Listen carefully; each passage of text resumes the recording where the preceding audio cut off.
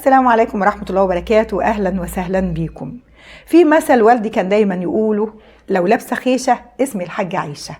يعني الإنسان اللي ليه مكانة كبيرة حتى لو ظروفه المادية تأثرت شوية، لكن ليه الاحترام والتقدير بتاعه.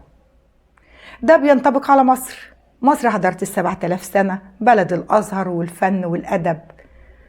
بتمر الأيام دي بوعكة كلنا عارفينها، الظروف مش تمام، لكن واضح ان الضعف اللي بتمر بيه مصر اغرى بعض الناس، والناس اللي انا بقصدهم هي المملكة العربية السعودية.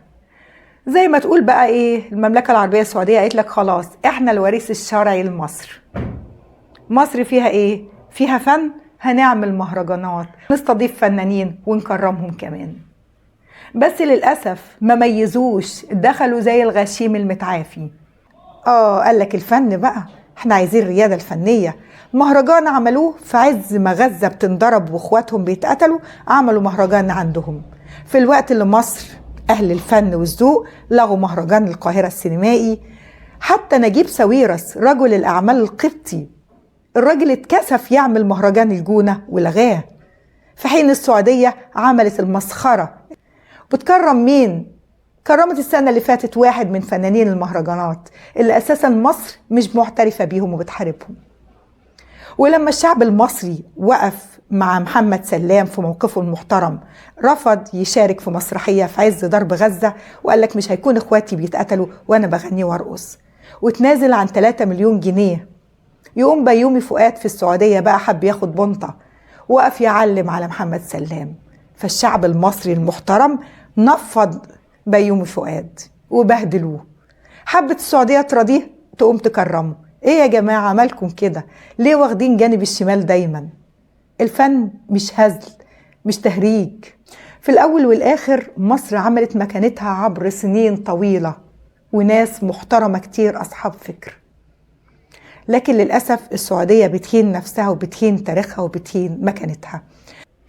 السعودية بصت مصر فيها ايه؟ فيها أهرامات وفيها أبو الهول، عملوا نماذج قميئة من الأهرامات وأبو الهول وبعض الآثار.